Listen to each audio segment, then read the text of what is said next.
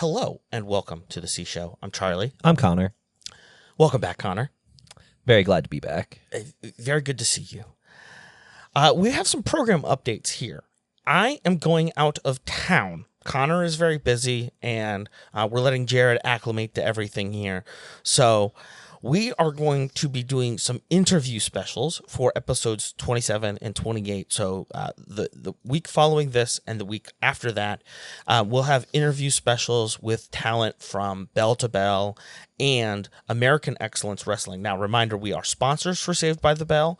Bell to Bell, Saved by the Bell, Saturday, September 20th in Paulsboro, New Jersey. Again, tickets are in the link description of on YouTube or on your podcast app. And then we are also sponsors of American Excellence Wrestling's Don't Call It a Comeback. The weekend after that, Saturday, September 27th, up in Hamburg, Pennsylvania. Unfortunately, we're not able to make that. But again, we are very proud to announce that a 4-pack of tickets are being given to a veteran family in the Lehigh Valley area so that they can have an awesome night out on behalf of the C Show. Just to give you a quick run through of who I've been talking to. I talked to Jess Skye, who's the photographer for Bell to Bell. I talked to Julie Rogan, who's a referee for Bell to Bell and also for CZW. And then yesterday afternoon, I had a wonderful discussion with Adriana Mosley, who is a Delaware-based wrestler, the 1CW Women's Champion, as well as a Bell to Bell talent. So that'll be really exciting. Hopefully, I'm going to get some more interviews going this week and into the weekend. But again, I will be out of town. I'll be out of Philly. I'll be out on a video project. So you may also see some limited action on the C Show's social media channels.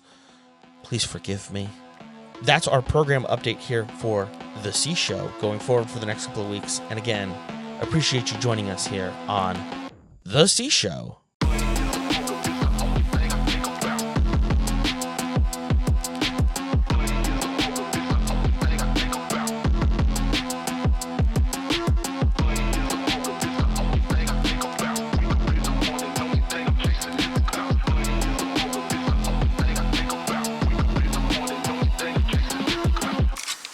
Welcome back to the C Show, everybody. I'm Charlie. I'm Connor.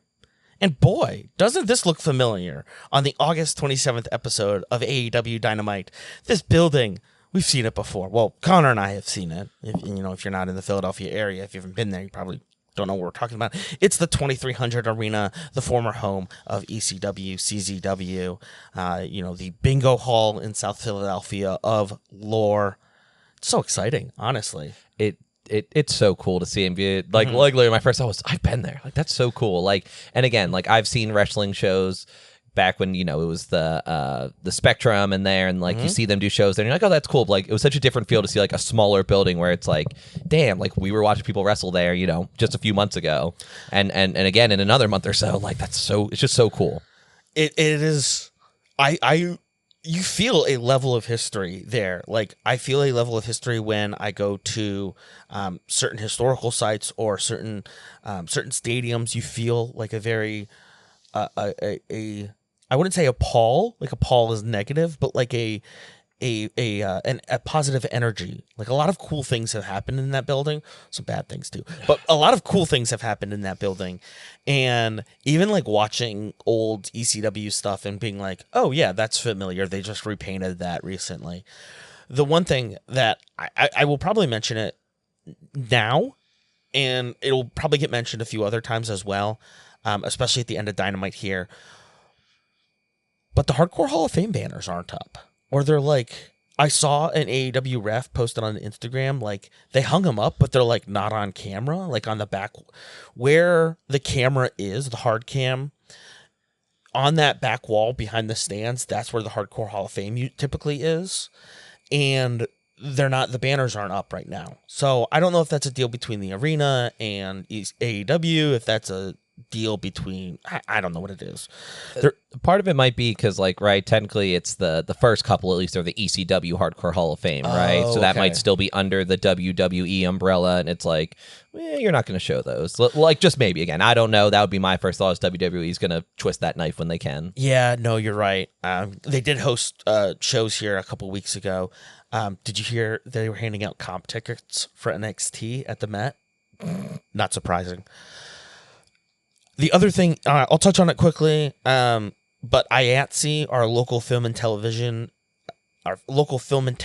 union, is protesting. They have Scabby the Rat, which is a giant inflatable rat that they have outside of protests of non-union activities. This is an argument, like I'll touch on it here real quick, but just like this is an argument between the owner of the 2300 Arena and AEW and the union. It sounds like AEW has their own ring crew, and then the 2300 Arena has a non-union crew as well, because there's not enough eyes on it to be considered union. So it's just messy. And my last note is, so it must be a budget thing for BCW where they can't get stands in there and they just put folding chairs on the floor. Oh, I assume, yeah. And that makes sense at this point, but it's really cool to see the 2300 Arena packed like that, especially when FTR come in, Dash, Cash, and Stoke. Dax can't even get started between the mic and the crowd. There's issues there. He says that there was a miscarriage of justice at Forbidden Door. Welcome to Philly, Excalibur says, through shut the fuck up chants. Yeah, in my notes, it's literally miscarriage. Shut the fuck up. Shut the justice. Shut the. Dax continues to complain about the illegal man pinning him. Dax calls out the referees. Real unprofessional here, because it was supposed to be John Moxley versus Daniel Garcia, the opener here, but FTR interrupted everything. They dressed down the referee Paul, and they, in a shocking moment, Copeland comes out, but where is Christian Cage? Christian Cage takes out Stoke. Cope and Cage take on FTR in the ring, and it bleeds out of the ring. Security and refs finally coming out to assist. Somebody says, hopefully they take Stoke to a morgue, and now it's time to take care of Adam's problem. Dax, I understand you have a father. Most people do. Cash, I understand you have a father as well. Cope takes the mic. Oh, it's Christian saying this. Cope takes the mic and he says, you're all a bunch of sickos. True. And that bitch is dead. FTR have to be restrained. Cope said a bad word. This sets up one of our first matches for All Out Toronto, September 20th. In their hometown, Cage and Copeland's hometown of Toronto. It's CNC versus FTR. It's time Adam Copeland took his pound of flesh. That's something that apparently Christian has been doing since he came back to AEW, the Your Dad is Dead bit. Like, I've been seeing memes about that, like, forever. So I love Cope being like, you guys are sickos. Like, no, we're not doing this. And he's like, oh, all right. And then Cage just comes in and he's like, and your dad's dead. Your dad's dead. Jeez. It's like that meme where it's like Captain Hook. It's like, you guys call me Captain Hook? It's like, my dad's dad. My dad's dead. Why don't you just call me Captain Dead Dad too? Like, one of my favorite tweets of all time. In between this, we get a Darby Allin pre-tape. He says to everyone that hoped he would die on Everest, sorry. He's going to take everything from Moxley. He saw the bodies on Everest. Listen, white people, we got to stop doing this. We got to stop climbing up Everest, okay? This is... I had the weekend that Darby Allin went up Everest. I was like, I'm going to watch that movie from 2015 about Jake Gyllenhaal climbing up Everest. No, don't watch that movie. Okay, because it highlights the expedition in 1997 that John Krakauer went on and wrote about into the book Into Thin Air. That movie is not based on that expedition or based on that novel. It's based on other accounts. In the production of that movie Everest, about 8 people dying on Everest. 15 Sherpas were killed. Nepalese natives whose job it is, who's like basically like their entire culture is like honoring this, like part of it is like honoring this incredible, magnificent natural wonder in their backyard. And this Hollywood production kills 15 Sherpas. Do not watch that movie. It sucks ass. You know, and the dead Sherpas. Oh, well, that's the reason why you shouldn't watch it, is because of the dead Sherpas. And there's no mention of them whatsoever. There's no, like, in memory of the brave people who helped us make this movie or nothing. And it's like, you should be ashamed of yourself. Okay. But seriously, don't go to Everest unless you want to die. Odds are you will. Darby Allin warns at All Out, "I will take everything from you," and the Death Riders come out. It's Jon Moxley versus Daniel Garcia, and it's a very hardcore versus technical match here, and we get our first Eagles chant of the AEW residency. What's your move of the match here? My move of the match is probably how, before they can even get started, the crowd just keeps chanting "F you, Yuta," even though, again, all he does is walk out. He doesn't even get on the mic or anything. They're just like, "F you, Yuta. F you, Yuta." And I was like, fantastic. I'm like, yep, welcome to Philadelphia. Yeah, and let us remind you, Wheeler, even though they went to Villanova, the House of No Go, that's not a Philadelphia school. My move of the match is just Moxley being disappointed that he can't cut anybody on primetime cable TV. You know, the guy wants to pull out a spork, or he wants to pull out some sort of kitchen implement and like tear somebody's head open, but it's just, you can't do that here. As we kind of climb towards the finish here, the only other thing I want to call out is Garcia bites Moxley's leg. Just kind of gets it where he can. He uses that to get to a superplex, and he's kind of been working on one of Mox's knees kind of throughout the match. So he ends up grabbing a single leg Boston Crab, right, and really wrenching it. But then Moxley is able to kind of roll through it into a pinning combination for the three, and that's the end of Daniel Garcia here. I do want to mention there's a great point where Mox hits a DDT on the ring step, and a fan literally helps pull Daniel Garcia up at ringside and beats the count at 9. Again, that inside cradle on Garcia, pin 1, 2, 3, and it's over. Mox gives the mic to Yuta. Yuta answers for Mox regarding Darby Allin's challenge, and the answer is no. We go to an ad break. No, go ahead. I was going to say, because like I kind of want to know what happened here, because again, we'll get back to where Yuta ends up back in the ring here. Like, was I worked crazy style? Was there actually something weird here? It's a little A, little B. Well, I was going to say, during the ad break, we're going to talk about our friends at AMC Movies and AMC Theaters. We're going to talk about our friends at AMC Theaters and how you can get 40% off AMC tickets. I want to let you know that I used this to go see Weapons. It was fabulously easy. You're not just like buying a ticket. What you're actually doing is you're buying a pass. So maybe you want to get something nice for somebody. You know, you want to plan a date and you don't know what movie you want to see yet. You can use the link in our bio and you can just buy 2 movie tickets, and then boom, bada bing, whenever you're ready to go, you can schedule them. So for instance, if you want to see The Conjuring Last Rites and the finale of The Conjuring Saga, or Downton Abbey, the final one, thank goodness it's over, or you can turn it up to 11, Connor. Crank it up. And Spinal Tap 2 opens September 12th. So let's tap in. Let's tap in on that. Click on the link in the description here, linktr.ee/cshowpod, or click on the link in the description to access this deal on behalf of your friends at the C Show. T's and C's applies. Please make sure to read the fine print. I guess through the break, Yuta is still on the mic. It's a 2.5 minute break. It's your typical ad break on television. And he says, "I still live." He's got like this like nasally voice. It's like not what you expect from Yuta. He's like, "I live here. I was ring crew when I was a teenager. I've broken bones in this building. All I get is a shut the F up and F you, Yuta. I'm a Death Rider, and your cheers don't mean jack shit." Does that sound like Yuta? That was pretty on. That's what Yuta sounds like in my head. That was pretty on.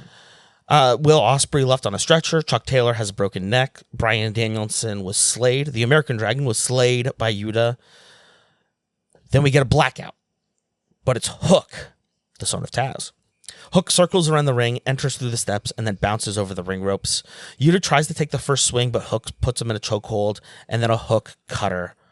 Before we cut to MJF comments. Hold on. He puts him in the Kashahatame. Kashahatame. Taz's submission. Oh. And then they also mentioned on commentary, kind of in passing, that apparently Yuta was the one that put Hook out of action for his extended break that he's coming back from. Gotcha. Yes. Yeah, and again, that action figure promo that we talked about last week. Jared and I talked about that is, again, Hook coming back from injury. He also appeared during the Paul Walter Hauser match during Death Before Dishonor, which I'll talk about here at the end of the show. But MJF, they caught him right after Forbidden Door. The fans proved his point. Tony told him that he needs to announce, if he's going to execute on the Casino Gauntlet contract, he needs to announce it in advance. He is the reason why that rule was made. The only person to take the championship will be Maxwell Jacob Friedman. Once he's done with Mark Briscoe, he's coming back for his belt. Last week, we talked about how after MJF lost at Forbidden Door against Hangman Adam Page for the Men's World Championship, MJF was going to attack Mark Briscoe. And Mark Briscoe is also going to go for the TNT title which Kyle Fletcher holds right now, member of the Don Callis family. But Don Callis is forcing Mark to face against another member of the family before facing off against Fletcher. Geez, there's a lot going on, folks. Moving on, we've got Megan Bayne and Penelope Ford versus Chris Statlander and Harley Cameron. Penelope Ford, of course, a Drexel graduate, a Philadelphia gal. What's your move of the match here?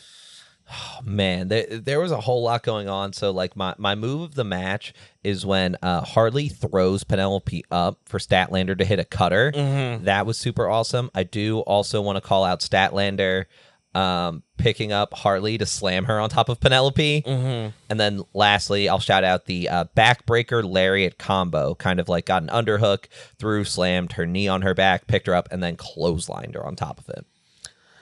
Yeah, this was an incredible match. Four of the best women in the division in AEW.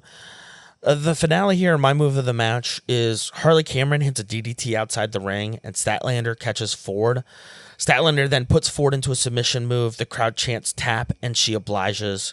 Megan Bayne attacks Cameron outside the ring, and then slithers back to attack Chris. Willow's here now.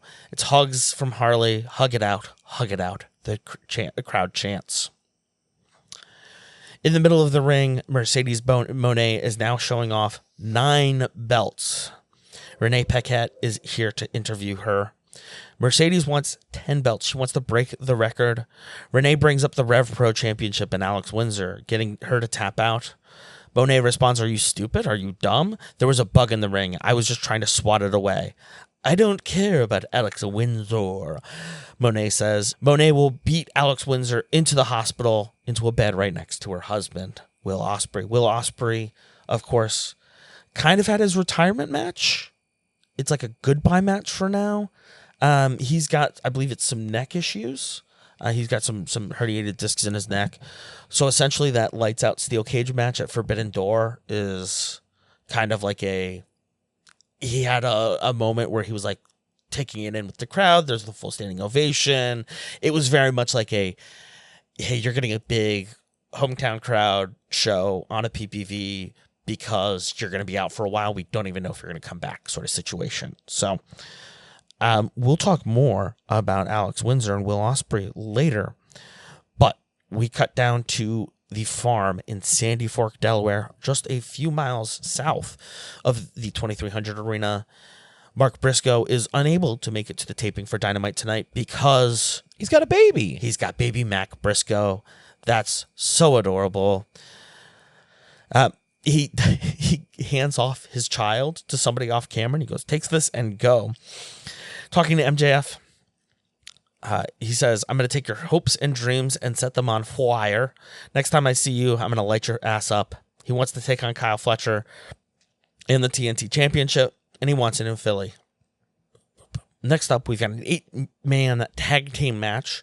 The Don Callis family, Hechicero, Josh Alexander, Konosuke Takeshita, and Kazuchika Okada versus Jet Speed, Speedball Mike Bailey, and Kevin Knight versus Bandito, and Brody King. Don Callis reminds us and says, "Cállate, cabrón. Yo soy hechicero." Again, that is, "I am wizard" in Spanish. Okay, Don Callis. I almost want to call him Dallas. Brody comes out in the ghillie jacket and the title. It's Hechicero versus Bandito first, a preview of their title match at Ring of Honor. What's your move of the match here? The more I watch Brody King, I love it. He more just awesome willing, he gets. Like, again, just willing to throw himself around. He hit a awesome cannonball off of the apron to the outside. It's like when big men are willing to throw themselves around, and we'll get some more of that come Saturday, but that's always going to be my move of the match. Yeah, I mean, I think mine specifically was him popping over the ropes and then cannonballing on Okada and Takeshita. Phenomenal stuff, because then right afterwards, some old school on the ropes by Brodito and jet speed. Brody enters the ring and cleans everything up. Alexander deadlifts Brody over his head, but Bailey gives him a kick for his trouble. Moving on to the finish here. Knight with a giant diving elbow on Okada. Alexander rolls out of the speedball, shooting star knee jerk flip, and rolls up Bailey. Everyone else trying to get the action, but the ref's in their way. 1, 2, 3. It's over. Alexander and the Callis family win. Next up, we've got Hangman Adam Page, the AEW Men's World Champion. He thanks Will Ospreay, everything he's done for the Hangman this year and everything he's done for AEW. If Max signs the contract, Hangman will beat his ass before the ink is dry. And again, Lizard Person Paul Heyman comes out again. Don Callis. Hangman initially took the title from Callis. Callis now wants it back. Callis knows that most of the locker room wants the title back. It's not a matter of when. It's a matter of who's going to take it from you. So the Don Callis family then comes out, all 10,000 of them, and this was because Hangman's in the ring with the mic. He's like, okay, look, I can see where this is going. And before he even finishes the word going, he drops the mic and dives out of the ring to start just throwing hands. Yeah, he's going after Alexander, Hechicero, Lance Archer, and Rocky Romero all fall in, but Jet Speed are here for the rescue. Romero is given a steel baton by Callis, and Kenny Omega comes out. Omega knees Hechicero. He snapdragons on Alexander and Romero. Lance Archer gets the baton from Omega. Omega is Sakiri, and Jet Speed go flying. Omega gets a knee to the back, and Callis runs back to the locker room. I love this so much, but almost every promo that's shot, quote unquote, backstage is just shot under I-95. I need everybody to understand this.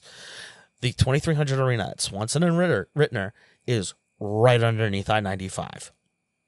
And for me as a production person, I'm like, how are they shooting that? I don't know how they're doing that with the sound. It's shout out to them. I can't type fast enough here.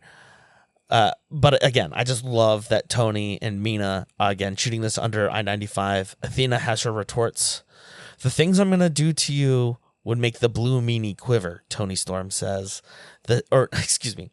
Athena has her retorts. The things I'm going to do to you would make the blue meanie quiver. The Sandman would shit his pants. We get the World Trios Championship here. Ricochet and the Gates of Agony, Toa Leona and Bishop Khan versus the Ops of Samoa Joe, Willie Hobbs, and Katsuyori Shibata. I am getting a lot of work on my Japanese here, and I hope my culture teacher, whose name I have forgotten to the sands of time, I thank you so much for all that you did for us. Nobody told you that. What's your move of the match here, Connor? My move of the match is Ricochet hits a running shooting star press. It was just super clean. Other than that, there's just a crazy chop exchange that, like, I'm pretty sure when I wheeled it back, so I was like, how it was literally like over a minute of just trading big beefy slaps, and it's like that's what this is about. It's fabulous. My move of the match was right after that. MVP comes out with a cane and smacks Ricochet on the skull. The ref doesn't see it, and Ricochet is able to get a PK. Samoa Joe gets a PK off of Ricochet. Ricochet is then put into a coquina clutch by Joe, and Aubrey Edwards, the referee, calls it. The Gates of Agony are barely able to keep Ricochet up, but once Lashley and Benjamin walk out, the Hurt Syndicate, they drop Ricochet. They get into a tussle on the walkway, and they run up Gorilla and keep going. They're doing the whole thing from ECW. I was reading, Tony Khan apparently is a big fan of ECW. He's a big ECW mark. And so a lot of this is just like ECW nostalgia for Tony to be like, we're going to do it on the walkway. Like BCW, right? BCW has like a Titatron and a ramp that like people can walk down, talent walks down to into the ring. They're doing it straight up, like out of the corner near where the concession stands is. I keep knocking my mic. They do it where the concessions is, and then they're walking down towards the corner of the ring, towards one of those. It's literally the pillars that are holding the building up. If you knock one of those pillars out, you're going to destroy the 2300 arena. Please don't do that. But yeah, no, it's really fun. It's really fun. And folks, if you get a chance, check out the 2300 arena BCW ticket link in bio. Our main event of the evening here is a Falls Count Anywhere, Claudio Castagnoli versus Darby Allin. Just starts hot in the back. Like, my move of the match is Claudio's walking out and Darby just jumps off of the shipping container. I was gonna say, yeah, he was on top of that shipping. I was trying to figure out where he was from. Like, he just off that shipping container, right? Oh my god, that's so great. And then just everything that starts from there, like I would have actually loved if they just kept it in the back the whole time. Yes. But like, I get it. You have a crowd pay to see the main event. You better take the main event out there, but maybe just a little more back there. Because there's a point where Claudio sticks Darby in a shopping cart and just pushes it into a bunch of steel chairs. Into the viewing area that they have backstage. And then my move of the match is that Claudio takes a TV and sets it up on two chairs and then just slams Darby Allin through the TV. Just magical. Listen, go and watch this match. Seriously, it's so good. I love everything else here. Claudio spinning up and throwing Darby into the steel barricades. Claudio orders the commentary crew to move and then throws Darby onto the commentary desk after lifting him above his head and running across the ring. Darby avoiding an uppercut. Darby being thrown through a table. Like, how does Darby survive any of this, really? Well, including, so Claudio does a gut wrench power bomb from the top onto a whole bunch of chairs. I thought that was going to be the finish. I bid on that. I'm like, okay, like, yeah, like that'll do. That'll keep anybody down, except Darby Allin, brother. I figured after one of the chair shots that Claudio had, it was going to be over. But the finale here is Claudio had removed the turnbuckle pad off. Allin saw it. He goes for the eyes on Claudio's shoulders, and Claudio ends up hitting the exposed steel. Allin gets the code red on Claudio. It's a coffin drop, back to back. 1, 2, 3. It's over. A hooded figure enters the ring, suplexes Darby, and the Death Riders enter. It's Gabe Kidd. The Death Riders attack Darby, and Darby runs. Did you see as he was bailing, he like fell over the barricade big style? Like, I think he tried to hop over it and got his foot caught as he kind of like tumbled behind them and then got up and ran out. I was like, that's fantastic.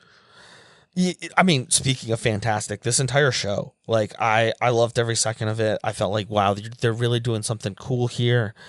And then afterwards, I posted it on the C Show Instagram.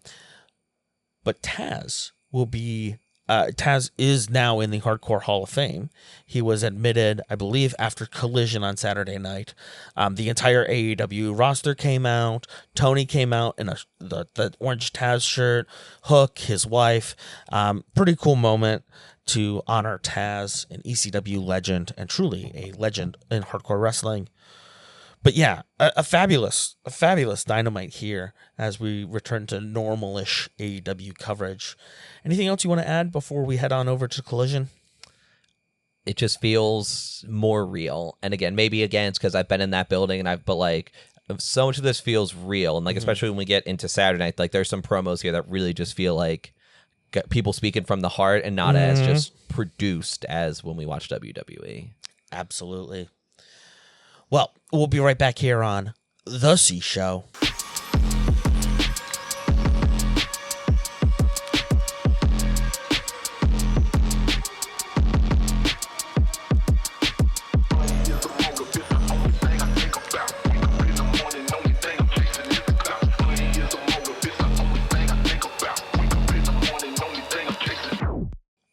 Welcome back to The C Show. I'm Charlie. I'm still Connor.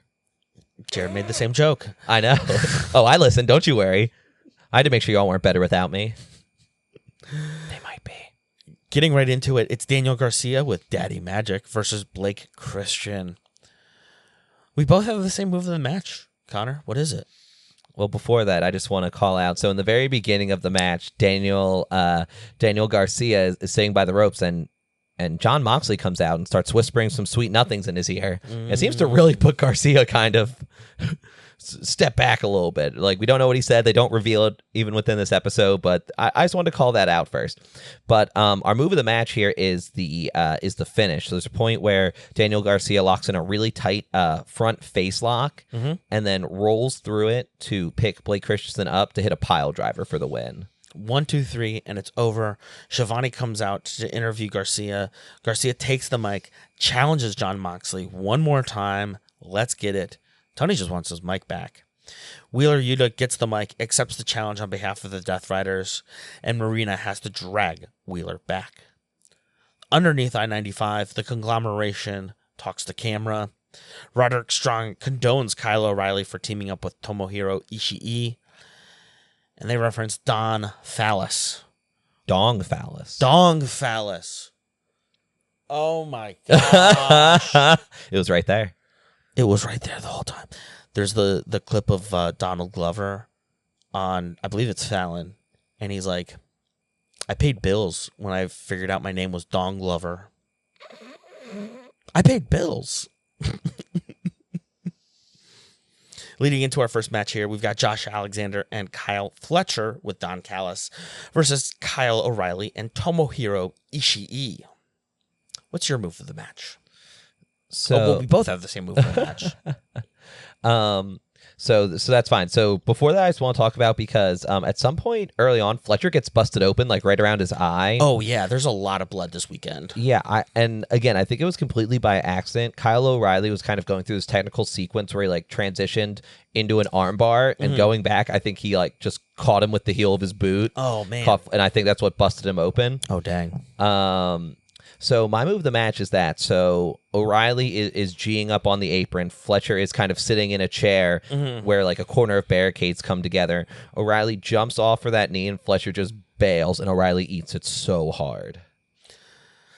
But back inside the ring, after Josh Alexander and Ishii tap in, Alexander gets the straightjacket pile driver on Ishii. It's a pin to win, 1, 2, 3. Callis slithers into the ring.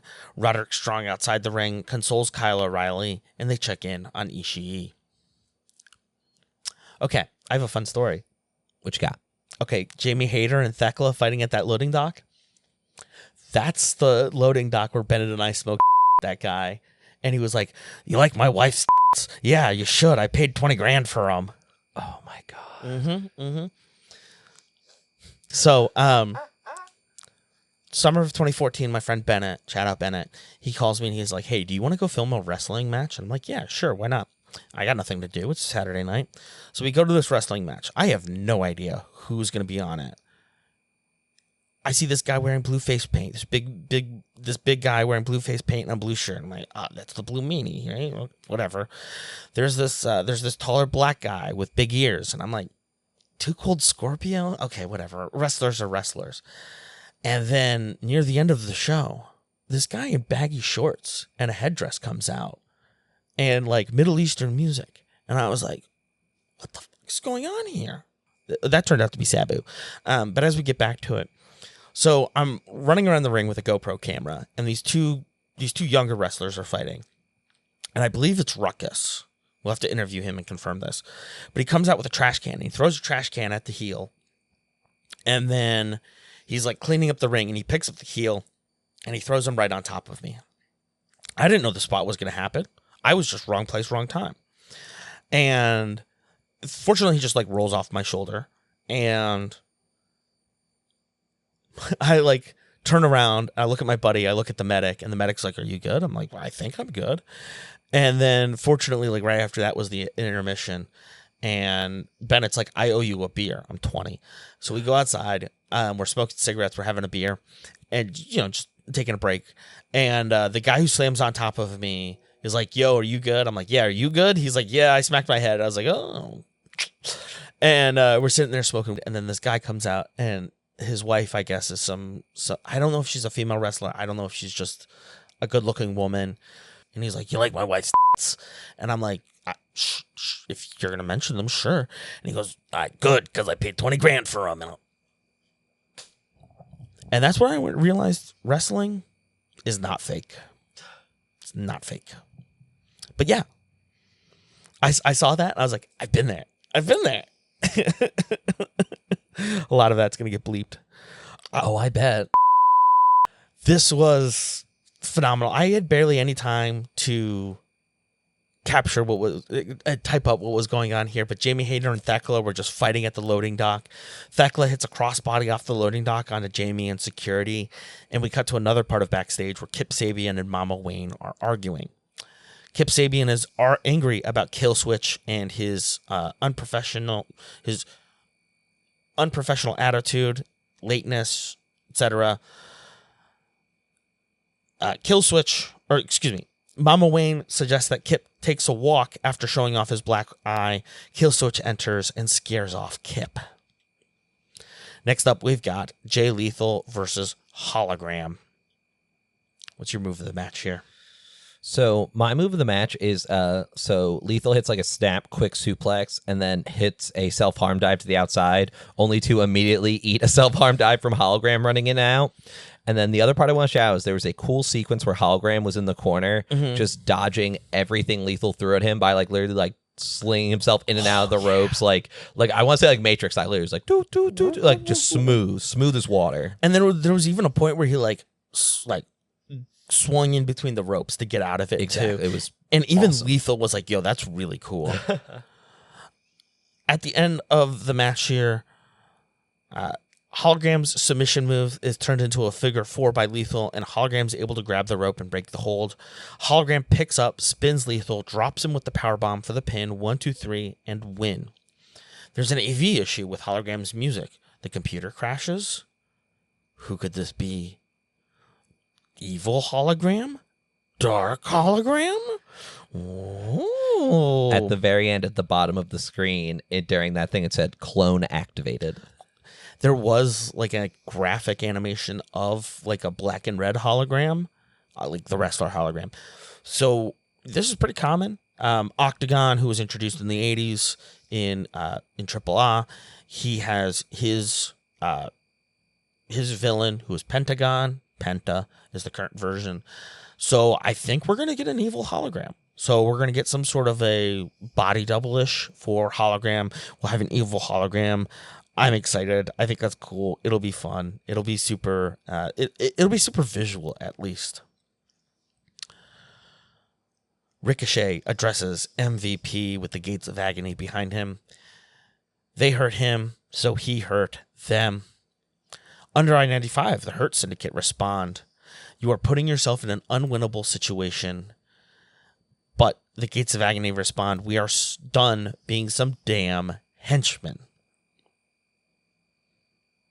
Speaking of henchmen, you love your dog, right, Connor? Big style. Big style. If you love your dog, you'll love The Farmer's Dog, which is a service that delivers gently cooked, freshly made pet food with balanced recipes, guided by science and driven by love. It's human-grade dog food for your family's furriest members. How it works, you build your plan. Simply tell them a bit about your dog, and they will create a plan with personalized portions to meet their unique nutritional and caloric needs. You'll try it out. To start, you'll get your first box with up to 2 weeks of freshly made food. And if you and your dog love it, you're all set. You'll start receiving boxes of food automatically whenever you're running low.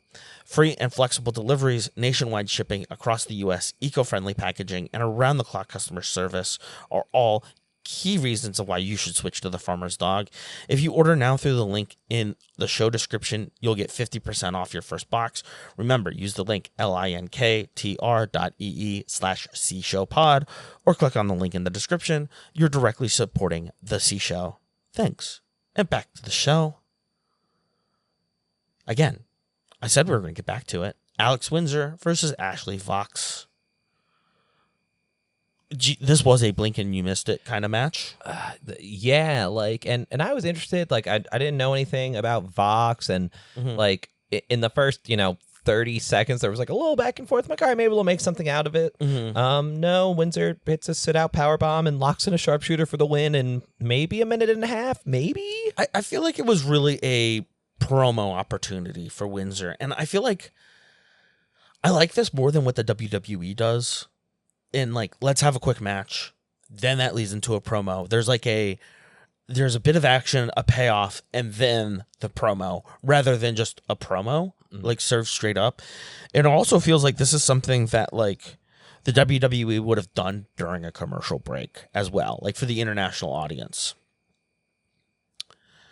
Next up, we've got a moderated discussion between Don Callis and Mark Briscoe, moderated by the Lexi Nair. The one, the only Lexi Nair. Mark Briscoe, in his very unique accent, says, "Don Callis, you particular-looking individual." Mark would like an update on his challenge for the TNT title. Callis reminds him that there's an ocean of talent that would like a shot at Kyle Fletcher.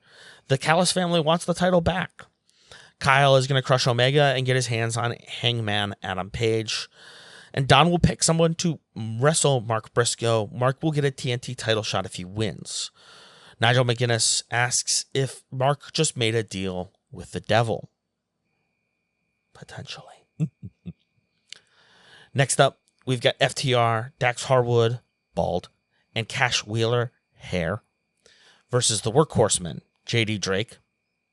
I'll talk about this in a moment. And Adam Priest, who's wearing red pants. Hate the Drake, though. Hate the Drake.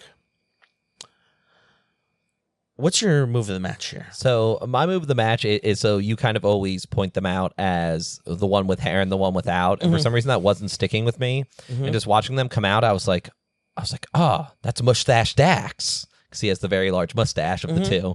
So that, I don't know, that just made it easier for them to remember. So that was my first thing. It's like, oh, Mustache Dax, of course. And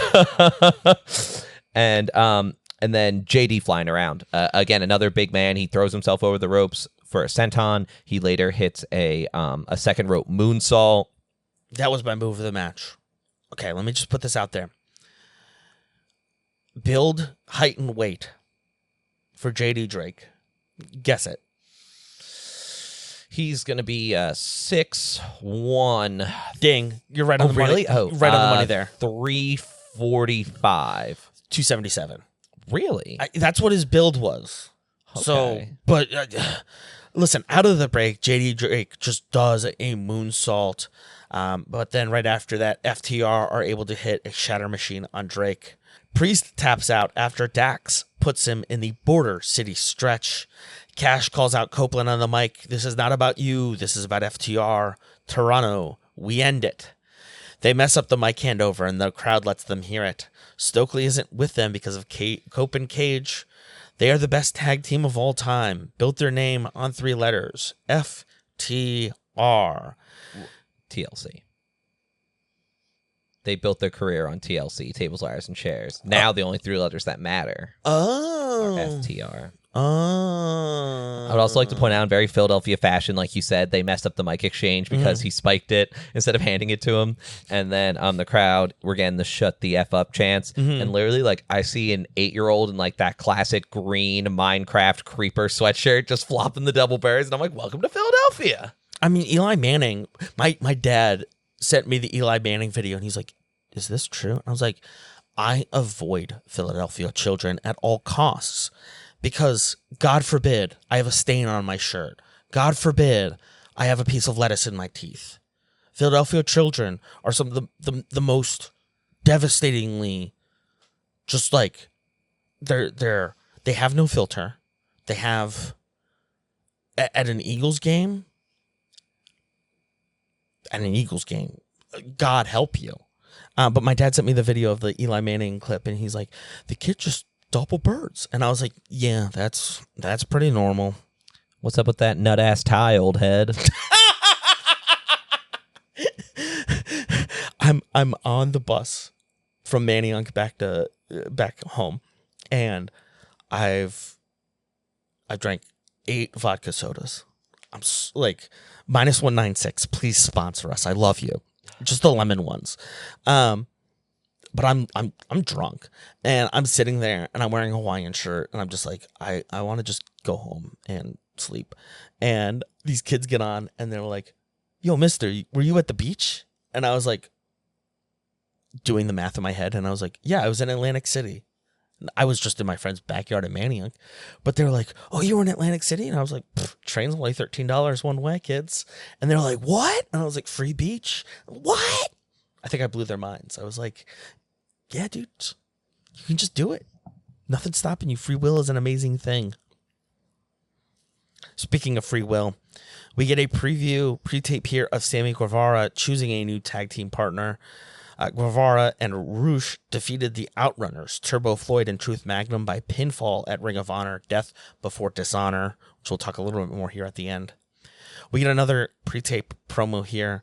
Listen, puppets are all the rage right now. La Yesca, Diminito, Mr. Sacco.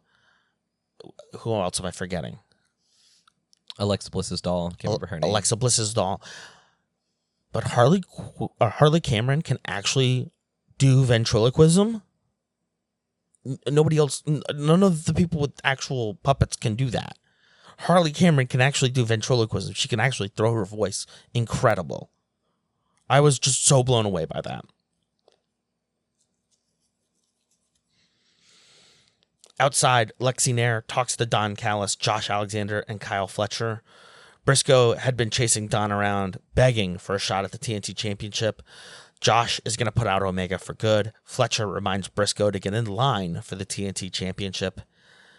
They got to get the AEW Men's World Title to the family. Next up, we've got Big Bill with Brian Keith versus Juice Robinson with Austin Gunn. What's your move of the match here, Connor? Bill was just out there just overpowering Juice to start. Yes. Probably my move of the match was Bill picks Juice up and just rams him into one of the poles outside. Mm-hmm. And then after he slams his face off, he kind of like takes a knee and hits some finger guns. And I just love that because the matches we've seen there, people love using that pole, whether they're standing on the barricades and then like using it to launch themselves off. Like it's just such a classic thing to use. I was like, I've seen people do that. I love that. Oh, it's so good. So good. My move of the match here is near the end, so we'll get here to the final. The left hand by Juice and Bill falls like a tall tree. Austin Gunn wants it to be over, warns Juice about Brian Keith trying to attack, and jumps out. Juice hits Keith with the shoulder, taking an advantage. Side slam by Big Bill. He stares into the camera, through the pin. 1, 2, 3, and win. That was my move of the match. Bill staring into the camera like a demon. Gotta find the camera. That's what the good ones do. Mm-hmm. Under the bridge downtown, Skyflight is out there. I don't know. I didn't know Dad. Skyflight reminds us that this is the Altitude era. What's better than 2-0, 3-0? What's better than 2-0, 3-0? Darius Martin is not happy. They should be focused on the Ring of Honor Trios title that they lost to Shane Taylor Promotions. We now cut to a pre-tape. Gabe Kidd calling out Darby Allin. Gabe Kidd tried to kill himself, apparently, after his mom committed him to institutional care. He says, "Please try and kill me. I don't care about the rules. I don't want a referee. I want your soul. I want to leave nothing but a broken little freak." Okay, Gabe. Okay. We then cut to the other half of it, Darby Allin. And he's like, "Oh, yeah, I climbed Mount Everest for Tony Hawk's The Skate Park Project so that we can build skate parks for kids around the country." Okay. Oh, geez, that's really nice, isn't it? They're raising money to build a skate park in Darby Allin's town in McDonough, Georgia. The city already gave him a bunch of land, and so it's just a blank canvas for him. So that's pretty freaking sick. Yeah. Our main event of the evening is Toni Storm and Mina Shirakawa and Queen Aminata versus Billy Starks and Triangle of Madness, Julia Hart and Sky Blue. Gosh, incredible. I think like Julia Hart is somebody that I saw earlier this year, and I was like, yes, she's like 24 or something. She's very young. The ceiling is very high there. Sky Blue similarly, and then Tony, Mina, Queen Aminata. Three of the best. Three of the best. No questions about it. What's your move of the match? So my move of the match is there's a point where Tony Storm hits a running hip attack in the corner and then hits the sky high. That's what D'Lo Brown used to call it. So that's like the like double goozle, both hands on the throat, pick him up and like sit out choke slam. He used to call that the sky high. So I thought that was sick. That's awesome. My move of the match is Mina going flying and hitting a crossbody on everyone outside of the ring. Tony, Mina, and Aminata shoulder shimmy to celebrate afterwards. The one disappointing thing so far about this residency is that there has been some AV issues. There were AV issues, and not like kayfabe, but like actual like broadcast issues. There were broadcast issues with Death Before Dishonor. There were dropouts. There were dead pixels. There were dropped frames all throughout Collision on Saturday night, which was really disappointing. So I hope they get it fixed before Wednesday. I believe there's going to be another Ring of Honor event that they're going to do as well. So like, it's just kind of disappointing. So let me see where Mina hits the figure four on Julia Hart in the middle of the ring, and outside the situation devolves. We get some AV issues. Mina ducks out of Billy's dive, and Mina hits a powerbomb to the cover. 1, 2, 3, and it's over. But of course, Thekla attacks outside the ring, and Queen Aminata is here for the rescue. It's a mess in the ring. Tony trying to fight back, but it's not great, Jim. Thekla, of course, does her spider move. A spear is hit on Tony. Stereo super kick by the triangle, and Thekla lines up for the spear on Aminata. Where's Jamie Hayter? Where's Harley Cameron? Security? Anyone? Triangle of Madness raise their hands in victory. Good weekend. Very solid weekend. Very solid weekend. Again, these 2-hour shows fly. Yeah, like they really go. And it's like, oh man, like it's already over. They really pack it in there, and it's awesome. Again, I've loved everything that we've seen so far from our AEW era. Yeah, no, this has been really phenomenal, and we've got more to talk about Ring of Honor, AEW, Psycho Stu here on The C Show.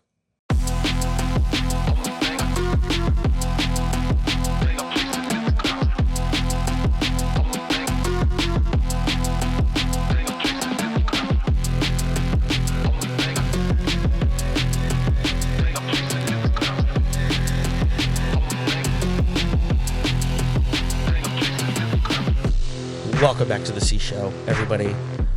We have I want to update everybody on the Psycho Stu situation. The Psycho Stu situation. As of yesterday, August 31st, Psycho Stu is out of the hospital. He is responding. He is doing better. There is still a long recovery road way ahead of us, but there's some really good news to see there. Shout out all of the talent that came out to donate to Psycho Stu. I saw Chris Jericho.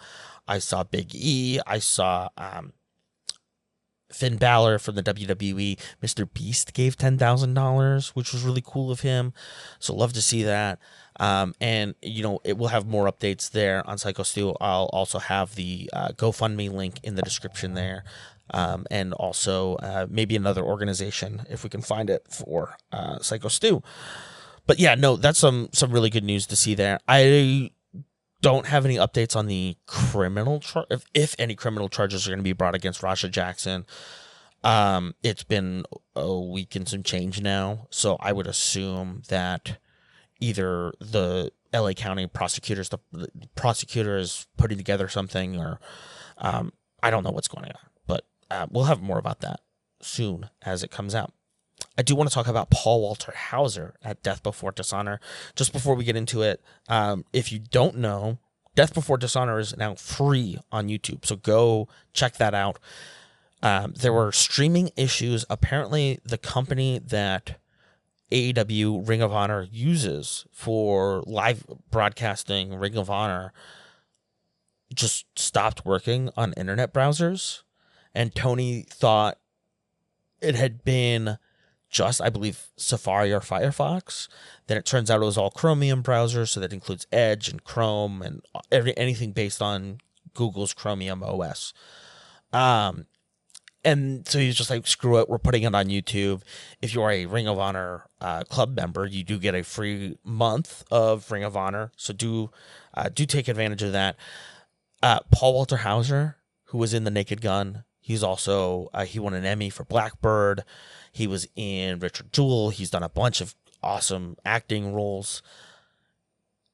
Dude can move. Dude is for real. Dude is took some serious shots, like some serious like Jelly Roll. Jelly Roll did a good job. I'll give props to Jelly Roll. Paul Walter Hauser shits all over him. Like Paul Walter Hauser went out there and was like, I can play on both sides of the ball. Like I can play baseball and football. There's one point where he like drags in this like wooden frame. And we're like, it's like covered with a black drop cloth. And we're like, what is that? And he pulls it out and it's just broken glass. Yeah. And he's going to throw QT Marshall onto it. Or QT Marshall is going to throw him onto it. And then he ends up throwing QT Marshall onto it. He ends up getting some broken glass in the face. They go through tables, chairs, ladders.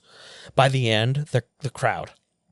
And this is the Ring of Honor crowd, right? So these are some real wrestling fans are chanting, "You can wrestle," at Paul Walter Hauser.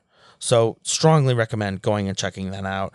Well worth your time. I believe it's like 2.5 hours, but the Paul Walter Hauser match, especially from Death Before Dishonor. But yeah, Connor, anything you want to let the people know about before we go on a little bit of a hiatus here from live week-to-week analysis? Very excited for y'all to see these interviews that we have. Again, it's really an honor to be able to sponsor people through Bell to Bell and the other work we're doing. The wrestlers we're able to talk to and really spotlight people that are in the business, right, for the love of it. Yeah. So really look forward to you guys hearing some of that. And then again, after 2 weeks, we'll be back to our kind of regularly scheduled content here with AEW. But again, I hope you guys enjoy everything else that Charlie's putting together in the meantime. Yeah, and just to add on to that and not drag this out any further, but like anytime I talk to people about Bell to Bell, it's just amazing the way that they talk about Bell to Bell. They talk about Missy Sampson, and they talk about the community and the attitude. So I'm really excited to see it in person. But we'll have more about that here on the C Show. Of course you like the C Show.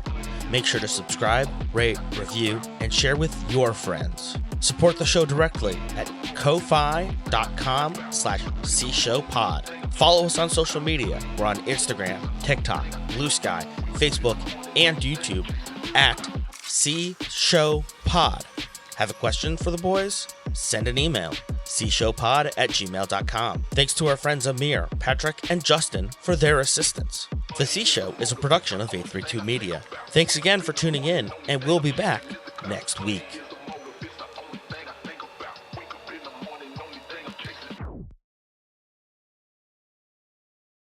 Cat 102.47. That'll do. Because I know we're cutting at least 2 minutes.